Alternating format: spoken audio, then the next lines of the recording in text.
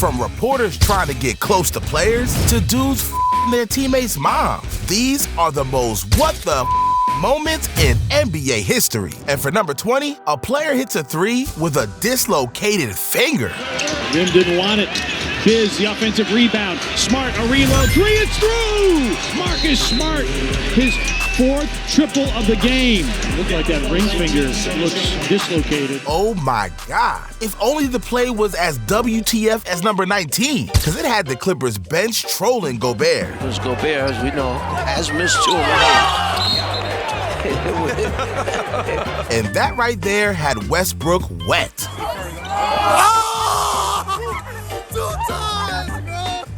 And at number 18, Jordan Poole literally humiliated himself. Kicked out of there by Apia. Poole, in transition, walks into the three, hits the floor, no call, and then an errant pass by Nurse. Oh, that was an ugly fall there by Jordan Poole. First the flop, then the slip. Dude really be spreading it wider than Ice Spice. But at number 17, it's a play I can't even explain. Westbrook had his shoe pop off. Finally passes it. Now he's going shoeless. It's shoeless Russell Westbrook. Go ahead, Russ. Who needs shoes? I watched bro stink it up with the Lakers, and all it took to fix was a shoe? And that's exactly what LeBron needed at number 16, because the only thing standing between tying the game and losing it was his ugly-ass toe. Lakers, Davis, up ahead, LeBron in chase mode. LeBron on its way. Got it! They're going to review it to see if he was behind the line. Whoa. He's behind the line. Oh, I don't know. When he turns his foot a little bit, his toe hit the line. LeBron is telling him, look at my feet. Wow, hold up. You're telling me that wasn't a three-pointer? LeBron must be tearing the stadium down. Stevie Wonder can see that, champ. Dude really gave us the longest two-pointer in NBA history. But breaking records is nothing compared to number 15, where Andre Drummond started glitching in real life. Drummond runs it down.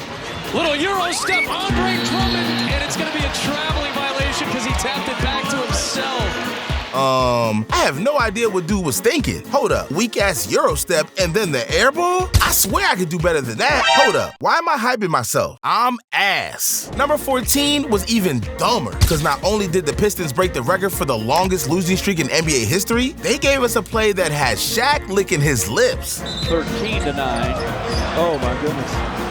You want to talk about an unforced error? Two dudes with one dumb play? The Pistons are something I never thought I'd see. And you've never seen plays like number 13, where one player literally forgot he was checked in. See, in the third quarter, the 76ers were down 15 points against the Nuggets and had no room for error. That's when James Harden forgot he was in the game. Beautiful if he didn't slip. He had a clear sail. And we got a stoppage of play. Oh, Harden was sitting on the bench. That's why the ball got deflected. I can't believe James Harden, man. Did this dude really think he could go from half sleep to touching another man's balls? But Kendrick Perkins must also be asleep, because this dude thinks he's NBA royalty when he wouldn't even make it in the streets. Plus, my man is also using NBA players like couches. Westbrook had it knocked away. Recovered by Sepulveda. Shoots for three. And Prince lets it carry out of bounds. If anything, bro should be taking it easy on the current players. But instead, he ended up becoming the world's biggest Nikola Jokic hater. I'm watching Jokic pass the ball, and I'm watching his guys catch and shoot, no hesitation, good or bad shot. And let me tell you one thing. Conversations goes on in that locker room, and players know what their stats are. Are you sitting here and saying Nikola Jokic is having his numbers padded? Is that what you're saying? You heard what the hell I said. This man's so full of BS that the toilet is starting to overflow. Because once Nikola Jokic heard that Perkins was trashing his name, he made him feel what everyone was already thinking. Stupid. Nikola, what does 100 triple doubles mean to you? I mean, when you start batting, it's easy, you know, so. You heard that, right? Yes, of course. I mean, it's What's true. your reaction? It's true. Of course, Jokic still has work to do if he wants to beat the allegations. Because it's one thing to stat pad, but it's another thing to win 3 consecutive MVP awards. And since no one wants to see a fat Serbian kid win the MVP 3 times in a row, another hater felt the need to interject.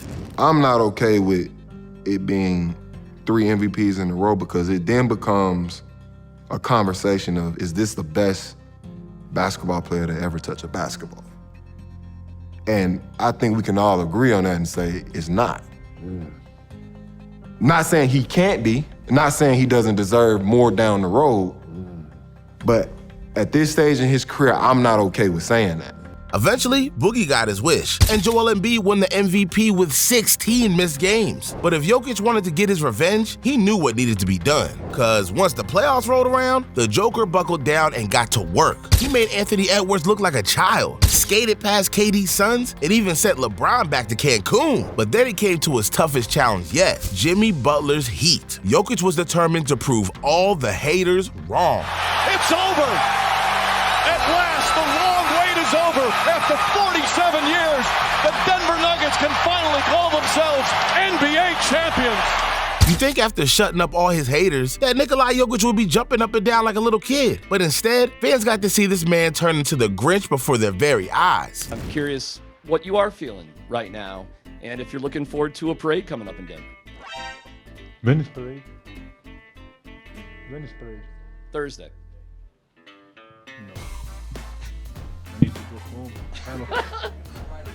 How this man gonna prove all his doubters wrong and then try to skip the parade? That's mental, just like our 11th moment. Because Dwight Powell once got so excited for an away game that he nearly gave himself a concussion. Wow, can you believe that? But alright dog, the moments so far have been mind-spinning, but we just reached the 10 most what the moments. So you know, we gotta take it to a whole nother level. Because you think Aaron Gordon has made it. He's 6'8", 235 pounds, and rumor has it, he's a freak under the sheets. I mean, look at this dude dunking the basketball. He made the Suns look like a bunch of mama's boys. Aaron Gordon the other way. Gordon! Oh my goodness! Oh! And are they calling that an offensive foul? Offensive foul. There is no challenge left. But if you aren't yet convinced that this dude is a stud, then take a look at this 64-karat diamond pennant he bought. Now, he'll never forget this dunk, and neither will the man who made it, because it took him a whopping 504 hours to make. And normally a piece like this will cost around 20 G's. But that's not even the craziest part of it all. Because what if I told you that Aaron Gordon went through all this effort and he still couldn't rizz up a girl? Hey, check this out. I went on a date with this girl one time. I forget where we were going. Where was it at? Might have been in like Chicago or something like that. We went on a date. I got to the spot, right? We were just sitting at the bar, waiting for our table, getting drinks, whatever. She opened up her phone. The last thing she had on her phone was Aaron Gordon's net worth. You know what I'm saying? See what I'm saying, You feel me? I was like, yo, this is wild, yo. Dang, this man's AG is the total package. And even he's struggling to find a wife. Oh my gosh, man, I'm gonna be alone for the rest of my life, right? All right, snap out of it, bro, snap out of it. At least Stephen Curry doesn't need a lesson in getting girls. This man has been married to Aisha for over 10 years. And together, they now have 5 kids. Riley, Ryan, Cannon, plus their 2 oldest, Klay Thompson and Draymond Green. Because recently, Klay and Draymond have given Curry all the trouble he could handle. First off, you got my man Draymond looking straight up like an MMA fighter. Between his therapy, his podcast, and his on-court antics, he's been a fireball this entire season. And then if that wasn't enough, you also got my man Klay, who's having the worst shooting season of his career. Thompson, whoops, now fires, and that's an air ball. Wiggins to Thompson. Wants to redeem himself with that air ball. But hold up, if you dare move Klay to the bench, the whole world is gonna let you know. Plus, even Klay is throwing hissy fits. How you feeling right now? I mean, I know you kind of feel great. Yeah. Physically, mentally, probably a little different story. Yeah. Such is life, you know. When you say that, I mean, is it just a shooting struggle? Shooting, yeah. So imagine trying to balance all this and busting your butt every night to get to the play-in tournament. Curry is working so hard for his teammates that he's even willing to get on his hands and knees. That turnovers and fouls have been their problems, and they've cut them both. Only 5 turnovers tonight. Oh, my God. Oh, sensational. Now that's how you turn lemons into lemonade right there if you're Stephen Curry. Amidst the chaos, Curry always finds a way to be inspirational. So inspirational that now I got a gun in my pants. Kinda reminds me of the time one player brought a gun into the locker room and pulled the trigger. But first, someone's gotta tell me who in the NBA thought our 8th moment was a good idea. Nah, this man practiced this stunt once in his mom's basement basement and then decided he was ready to take it to the big stage. That's still not even as ballsy as how the refs treated Carmelo Anthony, because there were some instances where doing anything is better than doing nothing. See, I know the refs are just there for a paycheck, but keeping the game going at all costs can become dangerous. And one time, it became so dangerous that we almost lost an NBA legend in the process. Anthony checked by Durant. Good defense. Anthony falls down and he travels. It's almost like Kevin knew the exact move that Anthony was trying to execute. Intercepts the pass. Anthony out on the floor. What is he doing? Playing around him.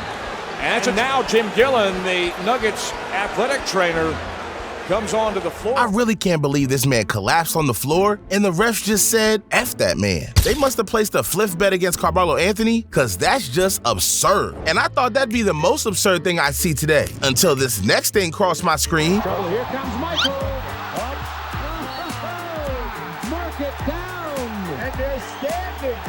Man, those balls be slipping sometimes. My man Delonte knows exactly what I mean, because he's experienced just about anything you can imagine. I mean, this dude even got to play alongside this generation's GOAT in 2010. Heck, rumor has it, Delonte West was supposed to be on the banana boat with LeBron. But then, before the 2010 season, West was suffering from depression, a stress disorder, and had a weapons charge hanging over his head. And it got so out of hand that bro took an extended hiatus from training camp to clear his thoughts. This man was a complete enigma and a distraction to the entire team. And I would have thought out of everyone that LeBron would throw a fit. Only I guess I was the one tripping, because LeBron was there for his teammate. He told him to take all the time he needed. Bro had his back. And it's so wholesome, I almost shed a tear. But then I changed my mind once I learned how Delonte West returned the favor, because LeBron was trying to help Cleveland with their first ever championship when Delonte threw the ultimate wrench in his plans. So, like, just tell me a little bit, like, what did you actually do to Gloria? Like, what was it? The Golden Panther. Is that even real, or? Is it real? Yeah. Man, people, listen to me, man. People die because of the I'm talking about. Come on, bro. LeBron was there for you in your lowest of lows, and you end up sticking it in his mom's glory hole? And I didn't think it could get much lower until I watched the Atlanta Hawks in this year's playoffs, because they had busted their tails off just to make it there. They stuck it to the play-in as an 8th seed and won their play-in game against the Miami Heat to clinch the 7th seed. Then they found themselves at risk of elimination against the Celtics, down 3-1 with the fate of the universe on the line. Who did they call? Trey, ice in his veins, young. Deep into the backcourt. Here he comes, takes it. Oh my goodness! He buries a three. 1.8 to go. I mean, at this point, they had already experienced so much adversity, they had nothing to lose. But then in Game 6, with the series once again on the line, they did something far worse than lose the game. They lost their dignity. 19 seconds left in regulation. Young had nowhere to throw it. Boy, threw it right into the groin. And again, he throws it off Smart. Atlanta can't inbound. But you don't have a lot of room to work with on the sideline in that coffin corner. Hunter fires. They're going to turn it over. These guys had 4 tries to inbound the ball and couldn't even get the ball to the right team. And if an NBA team can fail so miserably, then you can only imagine how many tries it takes a guy to successfully slide in a girl's DM. But in 2011, the Lakers were too busy sliding in the Hornets' DMs because the Hornets had all the right assets and none bigger than Chris Paul. Let's imagine for a second a prime Kobe Bryant and a prime CP3. There's not a team on the planet that could stop that duo. And the owners must have thought so too, because the Mavs' Mark Cuban said, I'm out. And the Cavs' Dan Gilbert threw himself a little fit, along with every other team owner. See, the Hornets were owned by the league itself, with 29 other team owners acting as shareholders. And since the entire league was raging, that's when the commissioner knew he had to get involved. So my man David Stern did something that would forever flip the basketball world upside down. He vetoed the trade. And I think you can guess what happens next. CP3 goes to the Clippers, completely altering the fate of 3 NBA franchises for years to come. But for number 2, Anthony Edwards was already experiencing things at 22 years old that most of us will never experience. He was the first overall draft pick of the 2020 NBA draft, a 2-time All-Star, and he's already helped turn the Minnesota Timberwolves into title contenders. But with such fame and perks also comes consequences. And in 2023, Edwards learned this lesson the hard way. He was hanging out with IG model Paige Jordan, when all of a sudden, Edwards' worst fears came true. He received a text message from Jordan, and it showed him this. That's when Edwards responded with 6 words no girl wants to hear. But that was only the beginning of the conversation. The next text message from Jordan read this, and you'll never guess what Edwards said next. But Jordan wasn't feeling an abortion, so Ant intervened and started flexing his money as an incentive. There was only one condition. She had to send him a video of her taking abortion pills, because once she did, bro wired her 100 G's. Only Jordan wasn't about to let him off the hook yet. She was about to take their conversation to the public. So bro had to step in and issue an apology. Come on, bruh. Sounds like an apology from ChatGPT. But actions speak louder than words. So time will tell if Edwards can change his ways. Which brings us to the moment you've all been waiting for. A Western standoff. But first, let me paint you a picture. Javaris Crittenton is competitive. He's on a Wizards team playing, and he's playing a card game with some teammates. Crittenton is on a massive losing streak, losing money left and right. So when his teammate Gilbert Arenas woke up from his nap and started talking smack, Crittenton was at his wit's end. Hey, make sure you get that money on the next practice day. So I'm just sitting there just talking shit the whole time. So after playing, he walks up to me and he's like, why you, like, I was like, nah, man, that's fucked up, G8. Nah, you ain't gonna be no, you're not gonna do that.